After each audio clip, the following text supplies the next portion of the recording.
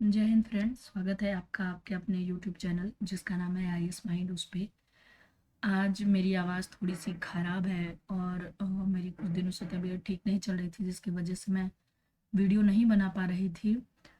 Now मैं थोड़ा ठीक महसूस कर रही हूँ और कुछ मेडिसिन के साथ वापस अपने काम पे वापस लौट रही हूँ। तो जितना देर का भी आप लोगों को लेट हुआ है, जितना भी वेटिंग हुआ है, उसके लिए सॉरी। और मैंने जो रेगुलर वीडियो नहीं डाले हैं उसके लिए भी सॉरी। आइंदा से मैं कोशिश करूँगी कि मैं कम से कम एक्स्ट्रा वीडियो बना के रखूँ और उसको टाइम टू टाइम अपडेट करती रहूँ। तो चलिए टाइम वेस्ट न करते हुए आज हम जो चैप्टर पढ़ने वाले हैं, हम एम लक्ष्मीकांत इंडियन पॉलिटी पढ़ रहे हैं, जिसमें कि अभी हम फंडामेंटल राइट्स पढ़ रहे हैं और हमने आर्टिकल 32 तक कंप्लीट कर लिया है।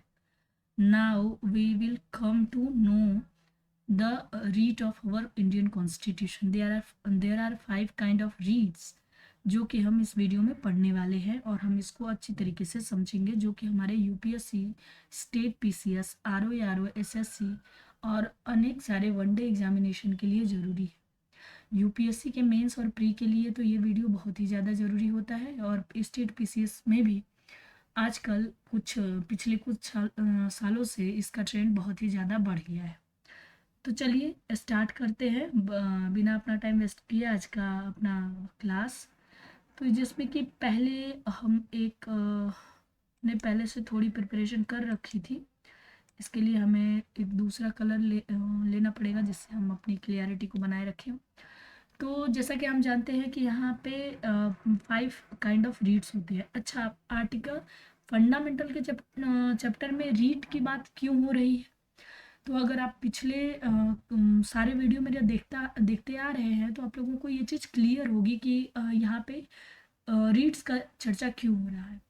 और अगर नहीं देखते आ रहे हैं तो आप अगर इस क्लास में नए हैं तो मैं आपको बता दूं कि यहाँ पे अपने इंडियन जुडिशरी को जो रीड की पावर दी गई है उसकी चर्चा इसलिए हो रही है कि फंडामेंटल राइट अगर वायलेट होता है ना, तो हाई कोर्ट और सुप्रीम कोर्ट कुछ तरीके के रीट जारी कर सकते हैं। There are 5 kind of writs जो कि सुप्रीम कोर्ट और हाई कोर्ट दोनों जारी कर सकते हैं। हालांकि जो सुप्रीम कोर्ट है, जो एपेक्स कोर्ट है अपनी, वो सिर्फ फंडामेंटल राइट के वायलेशन के लिए ही रीट जारी कर सकता है, जबकि जो हाई कोर्ट्स हैं हर स्टेट में वो वेरियस सब्जेक्ट्स के लिए रीट जारी कर सकते हैं।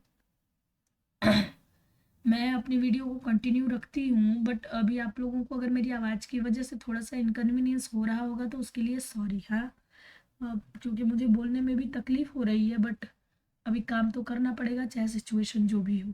चलो, तो पहला रीट है जिसमें ऐसा कुछ सीक्वेंस नहीं है, बट यहाँ पहले से स्टार्ट किया गया है तो हम लोग पहले हैबस कार्पस से स्टार्ट किया गया है तो हम इसी पे चलते हैं ना। तो पहला रीट जो हम पढ़ने वाले हैं उसका नाम है हैबेस कार्पस। ये एक लैटिन टर्म है। It is a Latin term which means to have the body of.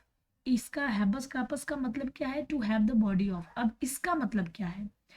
तो इसका मतलब ये है कि इसका प्रोसेस क्या है वो पहले हम समझ लेंगे, फिर हमें मतलब खुद ब खुद समझ में आ जाएगा, है ना। देखो क्या है, to to have the body of, है ना। इसका मतलब क्या है? It is an order. ये जो हैबस कार्पस है, this is kind of order writ, है ना। This is kind of order writ issued by the court. ये इशू किया जाता है कोर्ट के द्वारा टू अ पर्सन, एक ऐसे पर्सन को, who has detained another person to produce the body of the latter, before it. Okay, तो देखिए यहाँ पे जो हैबस कार्पस जो एक लैटिन टर्म है और उसका जो लिटरली मीनिंग है कि to have the body of, इसमें प्रोसेस ये है कि जो हैबस कार्पस है ना, this is kind of order and ये इशू किया जाता है एक कोर्ट के द्वारा। कोर्ट हाई कोर्ट भी हो सकता है और सुप्रीम कोर्ट भी हो सकता है, इसके अलावा और कोई कोर्ट नहीं हो सकता है ना। ये दोनों ही कोर्ट होंगे। कई बार हमें प्री में क्वेश्चन फंसाने के लिए वनडे एग्जामिनेशन में ऐसा भी दे देगा कि मतलब ट्रिब्यूनल कोर्ट्स और बहुत तरीके के अदर कोर्ट्स ऐसे होते हैं ना, border tribunal court, water court, और ये आप क्या लोक अदालत, ये सब जो छोटी छोटी चीज़ें होती हैं। बट रीट इशू करने की जो अथॉरिटी है वो सिर्फ और सिर्फ apex court and high court के पास होती है। ओके, देन तो इसमें बेसिकली यही बताया गया है कि जो ये एक ऑर्डर है जो कोर्ट के द्वारा इशू किया जाता है to a person who has detained another person, एक ऐसे पर्सन को जो किसी और पर्सन को डिटेन किया है, जो किसी और पर्सन को डिटेन किया है। अच्छा, अब यहाँ पे क्वेश्चन ये होता है कि डिटेन कौन करेगा? वो या तो कोई सरकारी ऑफिसर होगा ना, कोई पुलिस अधिकारी होगा, या कुछ इस तरीके की चीजें, इस तरीके के पद पे बैठा होगा, इस तरीके की पोजीशन पे होगा।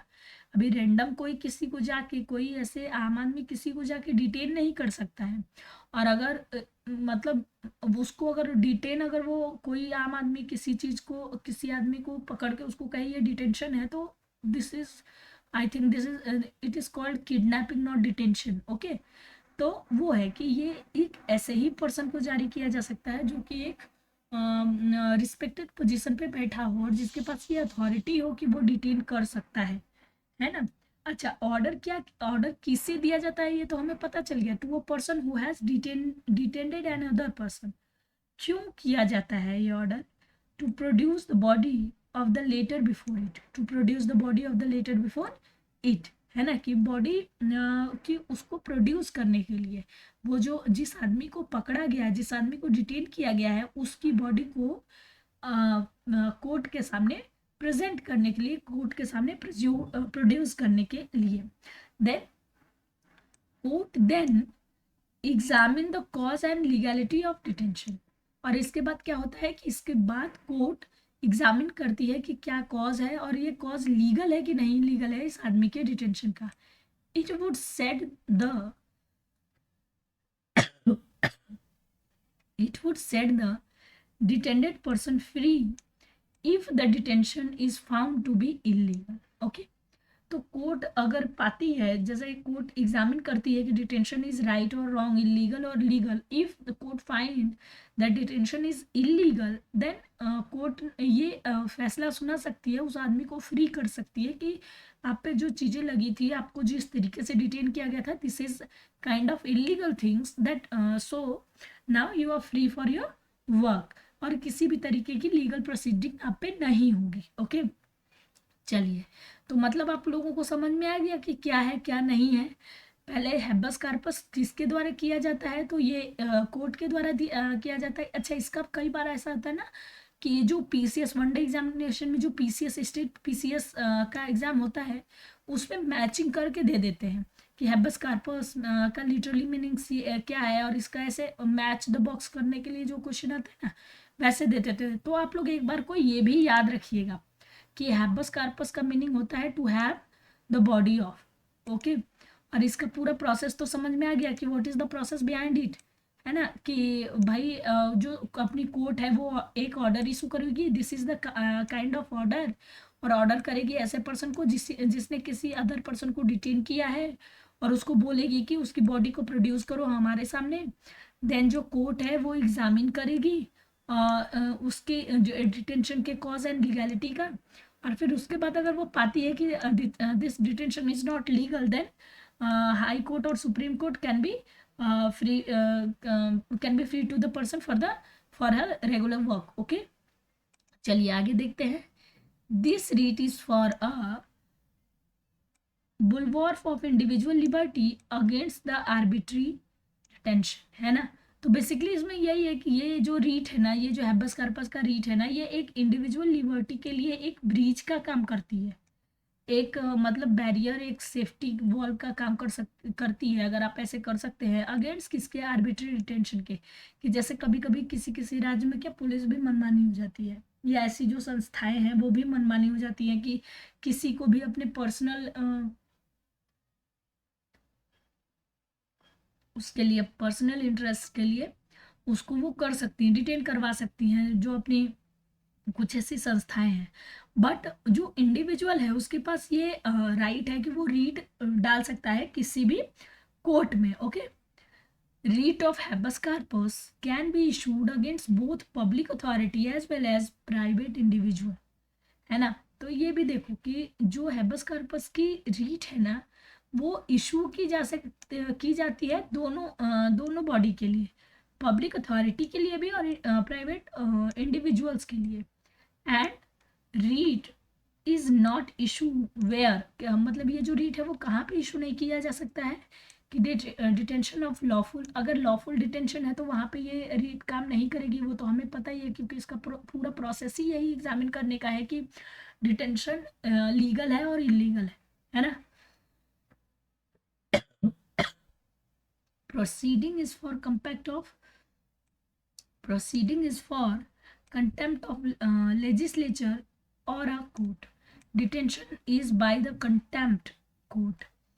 Detention is by a contempt. अगर देखो, अगर कोई पर्सन है उसने कोर्ट का कंटेम्प्ट किया है और इस बेस पे उसको डिटेन किया गया है, then you can not fine, even we cannot file the detention read, the habeas corpus read कि भाई हमें तो इलीगल कर दिया गया, ऐसा नहीं। अगर आप कोर्ट ऑफ कंटेम्प्ट है, that it means it is legal procedure. Okay, detention is outside the jurisdiction of any court, है ना। कि अगर कहीं ऐसा डिटेंशन किया गया, जैसे मान लो कोई है उसका अमेरिका में डिटेंशन कर लिया गया, तो इंडिया में उसके लिए ये रीट हैबस कॉर्पस की रीट को फाइल नहीं किया जाएगा। चलिए नेक्स्ट देखते हैं, जो दूसरा है वो है मैंडमस। वो क्या है mandamus? What is the meaning of mandamus? We condemned. अब इसका क्या प्रोसेस है आगे देखते हैं। This is issued by the court to a public official asking him to perform his official duty that he has failed or refused to perform, है ना। तो जो मैंडमस है ना, ये क्या है? We condemned, it means we condemned. अब इसका प्रोसेस क्या है कि issued by the court, it is also issue, मतलब सारा रेट तो कोर्ट के द्वारा ही इशू होता है।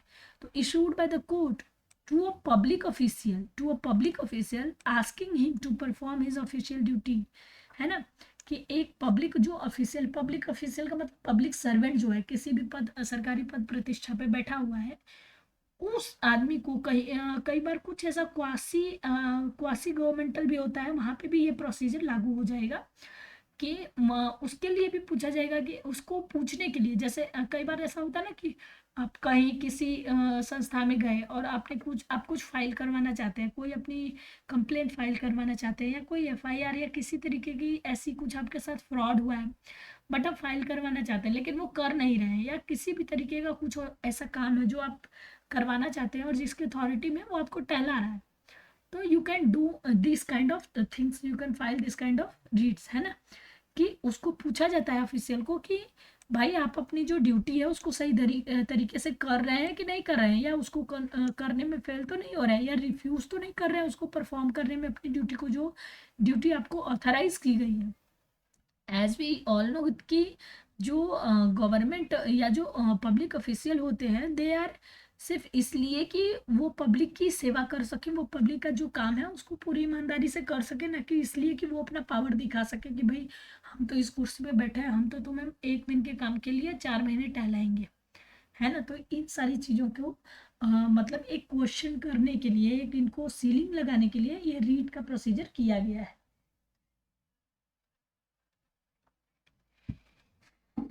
आगे देखते हैं। It can also be issued against any public body, corporation, and inferior court, tribunal और government for the same purpose, है ना। तो देखो, ये गवर्नमेंट के लिए भी इशू हो सकता है, ये गवर्नमेंट के लिए भी इशू हो सकता है, ट्रिब्यूनल्स के लिए भी हो सकता है, इंफीरियर कोर्ट्स के लिए भी हो सकता है, कॉरपोरेशंस के लिए भी हो सकता है, पब्लिक बॉडीज के लिए भी हो सकता है। चलिए आगे देखते हैं। Writ of mandamus can not be issue. तो जो मैंडमस है, देखो ये तो यहाँ पे इशू हो जाएगा, तो ये भी हमें याद रखना है, क्योंकि जो जो प्री क्वेश्चन बनते हैं ना, प्री एग्जामिनेशन के, वो इसी पॉइंट से बनते हैं कि जो ये है, जो मैंडमस का रीट है, वो किसके किसके लिए जारी किया जा सकता है, या जो रीट है वो किसके किसके लिए नहीं जारी किया जा सकता है।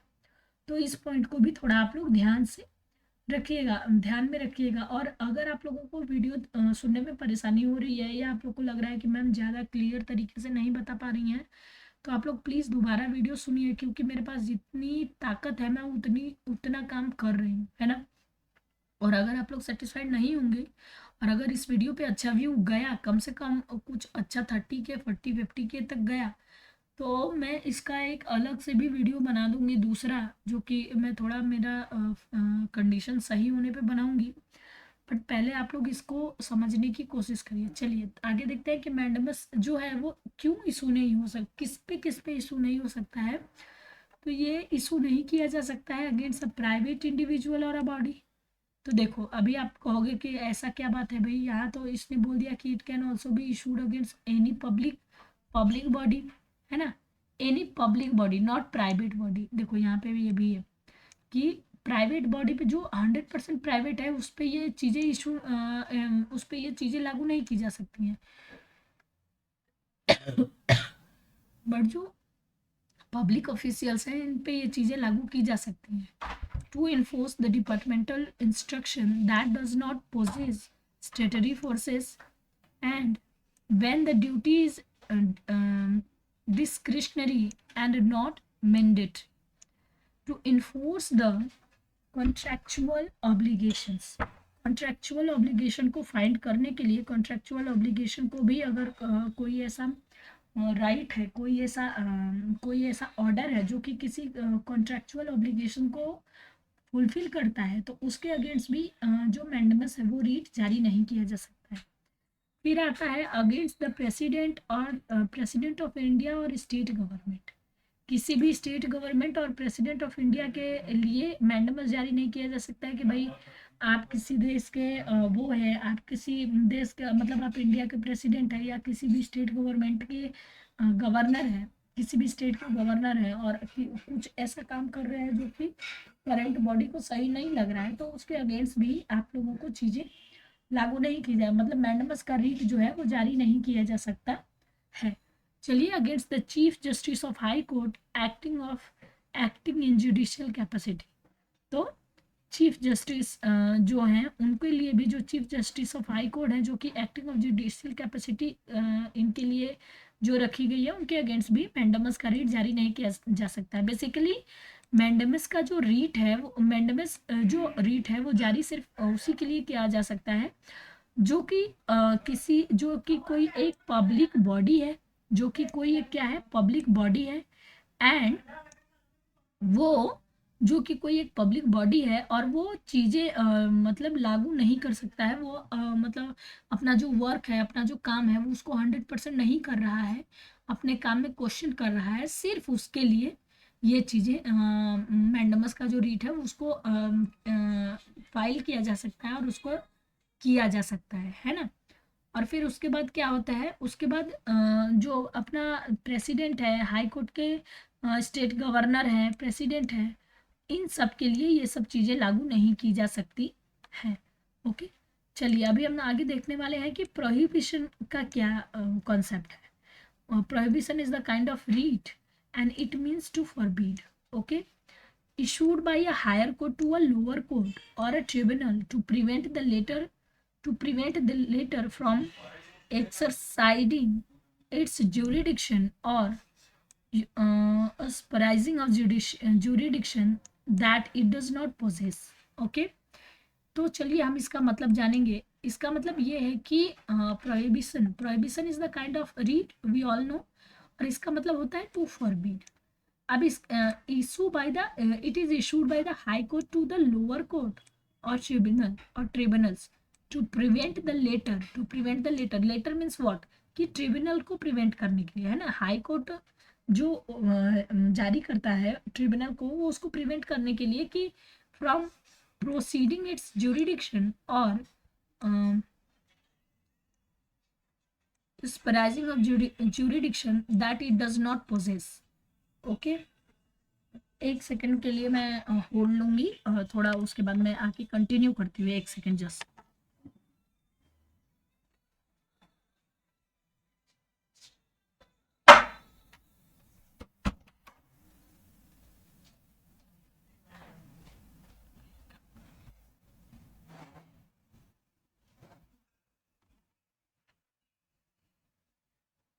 हाँ, तो चलिए हम फिर से कंटिन्यू करते हैं। जो आपको इनकन्वीनियंस हुआ है उसके लिए बहुत बहुत सॉरी, बट अभी क्या हम थोड़ा सॉरी, मैं और तो क्या ही एक्सप्लेनेशन दूँ, आपको पता है कि कितनी सारी प्रॉब्लम्स होती हैं। चलिए, तो बेसिकली यही बात है कि जो प्रोहिबिशन है ना, द प्रोहिबिशन इज कि ये हाई कोर्ट के द्वारा जारी किया जाता है लोअर कोर्ट को कि भाई आप अपने ज्यूरिडिक्शन में चीज़ें करिए, है ना। आप अब कुछ ऐसी चीज़ें मत कर दीजिए जो कि आपके ज्यूरिडिक्शन के बाहर हो। It does not possess, okay. चलिए, 10 आगे देखते हैं। 10 mandamus that directly activity, mandamus is direct activity, prohibition is indirect activity.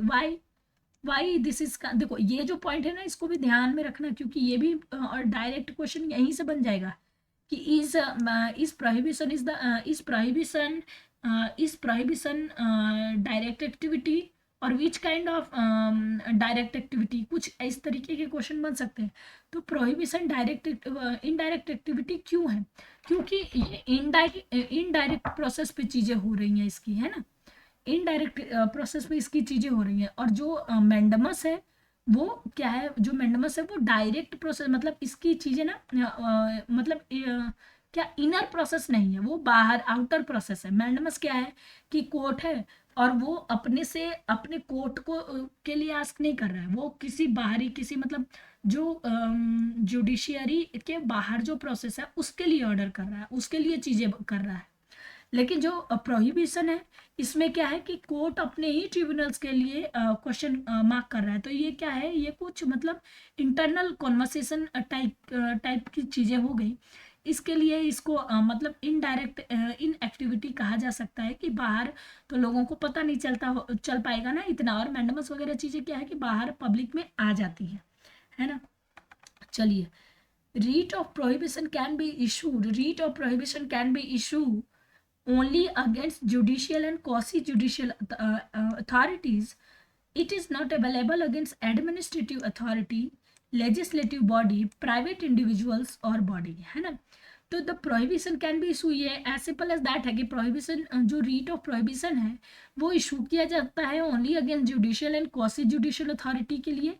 Not available होता है ये against the administrative authority, legislative body and the private individuals के लिए। चलिए, अभी हम कार्टियोरेरी के लिए देखेंगे। कार्टियोरेरी के लिए देखेंगे, कई देखो, कई लोग इसको कार्टियोरेरी कहते हैं, कैटियोरेरी कहते हैं, कई लोग इसको सैटियोरेरी कहते हैं ना। तो आप देख लेना, आपको जो प्रोनाउंसिएशन सही लगे। हमें तो मैं तो इसको थोड़ा सा कैटियोरेरी ही कहती हूँ, क्योंकि सी का प्रोनाउंसिएशन के होता है। बट आप कई लोगों के मुंह से सुनेंगे तो ये सैटियोरेरी भी कहते हैं, सैटियोरेरी ऐसा समथिंग। तो उसके प्रोनाउंसिएशन में जाने की ज़रूरत नहीं है, आप जा भी सकते हैं, नो डाउट आप जा भी सकते हैं, बट आप ज़्यादा इम्पोर्टेंट ये है कि हम कॉन्सेप्ट को समझ लें। बाकी प्रोनाउंसिएशन तो हर जगह पे अलग अलग रहती है ना। तो चलिए, हम देखते हैं कैटियोरेरी का क्या है, सैटियोरेरी जो भी आप बोल सकते हैं। It means to be certified और to be informed, it means to be certified और टू बी इन्फॉर्म्ड। अब ये तो देखो, इसका मीनिंग तो बड़ा क्लियर लग रहा है, भाई ये सर्टिफाइड भी है, इन्फॉर्म्ड भी है, क्या है ये। Issued by the higher court to the lower court और the tribunal to transfer a case pending with the later to itself or squash the order of later in a case. It means, देखो it means कि higher court lower court और tribunal को ये order करता है, ये issue करता है सेटियोरेरी जो अपना है रीट, वो किस लिए कि वो अपने उसके जो पास उसके जो अथॉरिटी में जो पेंडिंग केसेस पड़े हैं, या तो उसको ट्रांसफ़र कर दे हाई कोर्ट को, या तो स्क्वेश करने के लिए इसके जो लोअर कोर्ट और ट्रिब्यूनल्स हैं उनके किसी केस के किसी ऑर्डर को, कि किसी कोई ट्रिब्यूनल है या कोई लोअर कोर्ट है, उसने किसी केस पे कोई ऑर्डर करा, बट ये ऑर्डर हाई कोर्ट को सही नहीं लग रहा है, तो वो सेट्यूरेरी रीट के द्वारा इसको स्क्वेश कर सकता है। और जो पेंडिंग केसेस हैं वो अपने पास बुला लेगा। जैसे हमने सुना है ना कि मतलब बहुत सारे लोअर कोर्ट में पेंडिंग केस रहते हैं, तो कुछ इंपॉर्टेंट रहता है तो हाई कोर्ट या सुप्रीम कोर्ट उसको बोलता है कि भाई ये केस हमको रेफर कर दो, तो कैसे कर देंगे रेफर। ऐसे हर चीज़ का एक प्रोसीजर होता है ना, जब आप गवर्नमेंटल चीज़ों में जाएंगे तो हर चीज़ का एक प्रोसेस होता है। ये ऐसी घर जैसी लाइफ नहीं होती कि कुछ प्रोसेस नहीं है भाई, जो मर्जी वो किया, जैसे मर्जी वैसे रहे, वो काम नहीं चलने वाला है ना। चलिए, तो उसके आगे क्या है, it is issued on the ground of excess of jurisdiction और लैक ऑफ ज्यूरिडिक्शन और एरर ऑफ लॉ, है ना। Unlike prohibition which is only prevention, certiorari is both preventive as well as curative, है ना। तो जो आप देखो इसमें प्रोहिबिशन जो रीट है इसका करेक्टर भी पता चल गया कि what is the character of prohibition writ is the it is preventive, it is preventive, but certiorari is preventive as well as curative, कि उसके लिए क्वेश्चन भी कर रहा है कि भाई आपके पास जो आपने किसी केस पे जो ऑर्डर किया है वो ऑर्डर कितना परसेंट तक सही है और कितना सही, कैसे सही है, और अगर सही नहीं है तो हम उसको स्क्वैश भी कर सकते हैं, हम उसको डिनाइल भी कर सकते हैं। चलिए, previously writ of certiorari could be issued only against judicial and quasi judicial authority, कि पहले जो सैट्यूरेरी था, रीट था, वो सिर्फ जुडिशियल और क्वासी जुडिशियल अथॉरिटीज़ के लिए इशू होता था, not against administrative authority. But in 1991 में ये हुआ कि supreme court ruled that certiorari can be issued even against the administrative authority affecting right of individuals, है ना। तो 1991 में सुप्रीम कोर्ट ने ये बोला कि भाई जो सैट्यूरेरी रीट है अपना, वो एडमिनिस्ट्रेटिव अथॉरिटी के अगेंस्ट भी फाइल करना, इशू होना चाहिए कि वो किसी इंडिविजुअल के राइट को अफेक्ट न कर रहा हो, लाइक। और तब से ये मतलब इसके लिए भी हो रहा है, एडमिनिस्ट्रेटिव अथॉरिटीज़ के लिए भी हो रहा है। Like prohibition, category is also not available against legislative body और प्राइवेट बॉडी, प्राइवेट इंडिविजुअल और बॉडी। देखिए, मैंने, अगर आपके पास एम लक्ष्मीकांत की बुक है तो बहुत अच्छी बात है ना। अगर बुक है तो भी, नहीं है तो भी, ये आप लोग ना इसका एक मैप, माइंड मैप टाइप का बना लीजिएगा कि जैसे प्रोहिबिशन है तो वो कौन कौन सी बॉडी के लिए लागू हो रहा है, सैट्यूरेरी है वो हैबस कॉर्पस है, वो कौन कौन सी बॉडी के लिए लागू होता है। जैसे ये लागू होता है जो अपना क्या है, सैट्यूरेरी है ये, और कौन कौन सी बॉडी के लिए लागू नहीं होता है, किसके लिए अवेलेबल है और किसके लिए नॉट अवेलेबल। तो ऐसे लिख लीजिएगा कि जैसे एक प्लेन पेपर ले लिया, जैसा हम लोग आंसर राइटिंग आप लोग करते हैं वैसा कर लिए, एक प्लेन पेपर ले लिया, वहाँ पे अपना available, not available and read ऐसे करके लिख देना। फर्स्ट जो हेडिंग रहेगी ऊपर रीड लिख देना, फिर उसका एक लाइन बना देना, एक कॉलम बना देना, फिर अवेलेबल कर देना, नॉट अवेलेबल कर देना, फिर लिख लेना प्रोहिबिशन, है ना। अब प्रोहिबिशन किसके किसके लिए अवेलेबल है उसका पॉइंट लिख लेना कि भाई प्रोहिबिशन जो है वो इस बॉडी के लिए जो अपना लेजिस्लेटिव है, जो क्या नाम है इसका, जो अपना प्राइवेट इंडिविजुअल और इसके लिए नहीं अवेलेबल है, नॉट अवेलेबल में ऐसे कर देना, judicial and quasi judicial authority के लिए अवेलेबल है तो उसको ऐसे कर देना। तो इस तरीके से ना आप लोगों को लास्ट एग्जामिनेशन टाइम में याद करने में, थोड़ा सा रिमाइंड करने में ईजी हो जाएगी। और क्वेश्चन यहाँ से आते हैं, बेशक कि अगर एक आध साल नहीं आए तो कोई बात नहीं, बट आते हैं। चलो अभी हम क्या देखेंगे, quo warranto, and I think this is the last writ. Okay, हमने 5 रीड कंप्लीट कर लिया। क्यूओ वारंटो का मीन्स है बाय व्हाट अथॉरिटी और वारंट, है ना। This is issued by the court to require into the legality of claim of a person to a public office. Okay, quo warranto it means it is issued by the court to inquiry into a legality of claim of a person to a public office. Hence it prevent legal aspirations of public office by a person.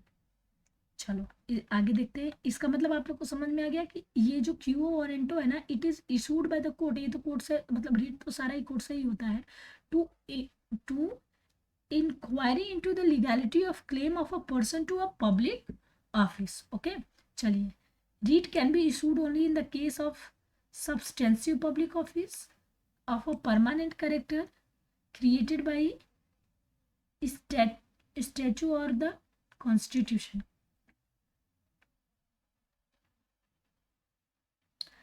It can not be issued in the case of ministerial office और the private office, है ना। तो ये देखो, ये एक public office के against भी, सब्सटेंसिव पब्लिक ऑफिस जो होती है उसी के अगेंस्ट ये पब्लिक ऑफिस का मतलब ही होता है कॉन्स्टिट्यूशनल ऑफिस या गवर्नमेंटल ऑफिस, है ना। पब्लिक ऑफिस तो ऐसे रैंडम कोई बन नहीं जाएगी, तो इसका मतलब ही यही होता है, पब्लिक ऑफिस का मतलब ही होता है कि गवर्नमेंटल ऑफिस है तो अपना आपका ये कॉन्स्टिट्यूशनल ऑफिस। बट ये इशू नहीं होता है किसके लिए, मिनिस्ट्रियल ऑफिस के लिए और प्राइवेट ऑफिस के लिए। Unlike the four, this can be served by any interested person and not necessarily by the aggrieved person. This is very important and very different point in this read. It is called क्यूओ warranto. क्यूओ warranto का means ये है कि भाई ये जरूरी नहीं है कि जिसके साथ घटना हुई है वही इस रीट के लिए कंप्लेन करे। ये कोई भी इंटरेस्टेड पर्सन इस चीज़ के लिए रीट जारी कर सकता है, मतलब रीट के लिए एप्लीकेशन कर सकता है ना। जरूरी नहीं है, इट इज़ नॉट नेसेसरी कि यहाँ पे अग्रीव्ड पर्सन ही रहना चाहिए या अग्रीव्ड पर्सन का होना जरूरी ही है। तो आज हमने अपने पांचों रीट को कंप्लीट कर लिया, जो कि बहुत दिन से पेंडिंग पड़ा था। आई थिंक 1 वीक हो गया होगा शायद। तो मैंने अपनी तरफ से तो अच्छा करने का प्रयास किया है, बट आप लोग इस वीडियो को देखिए, सुनिए, लाइक करिए और कमेंट करके बताइए कि आप लोगों को ये वीडियो कैसा लगा। अगर आपको लगता है कि नहीं इतनी क्लियरिटी नहीं आई है देन कमेंट, और मैं फिर आप लोगों को इसके, अगर इस पे अच्छे व्यू जाते हैं तो मैं इसका एक सेपरेट वीडियो फिर से बनाऊंगी और हम अपनी क्लास कंटिन्यू करने की कोशिश करेंगे आगे से। आप लोग सजेस्ट करिए कि आप लोगों को अभी यूपीपीसीएस का प्री एग्जामिनेशन आने वाला है 27 अक्टूबर को, तो आप लोग मुझे कमेंट करके बताइए कि अगर आप लोगों को पीवाईक्यूज़ वगैरह करने हैं तो मैं उसकी कंटिन्यू वीडियो बनाना स्टार्ट करूं, और ये जो हमारा इंडियन पॉलिटी का चैप्टर है ये चलता ही रहे। ओके, तो इसी के साथ हम अपनी वीडियो को ख़त्म करते हैं। आप लोगों का बहुत बहुत धन्यवाद।